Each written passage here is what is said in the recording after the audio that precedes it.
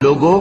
آؤ میں تمہیں وہ چیزیں پڑھ کر سناؤں جو تمہارے پروردگار نے تم پر حرام کر دی ہیں۔ ان کی نسبت اس نے اس طرح ارشاد فرمایا ہے کہ کسی چیز کو اللہ کا شریک نہ بنانا اور ماں باپ سے بدسلوکی نہ کرنا بلکہ حسن سلوک کرتے رہنا اور ناداری کے اندیشے سے اپنی اولاد کو قتل نہ کرنا،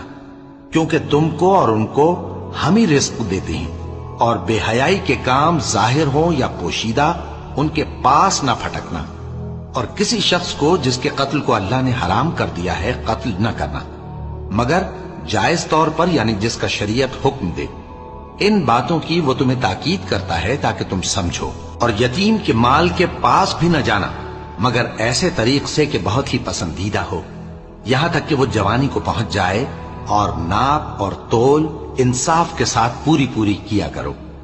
ہم کسی کو ذمہ دار نہیں بناتے مگر اس کی طاقت کے مطابق، اور جب کسی کی نسبت کوئی بات کہو تو انصاف سے کہو،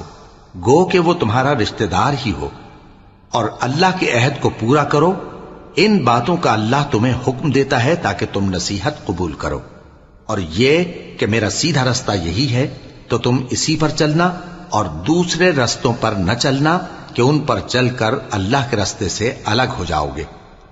ان باتوں کا اللہ تمہیں حکم دیتا ہے تاکہ تم پرہیزگار بنو۔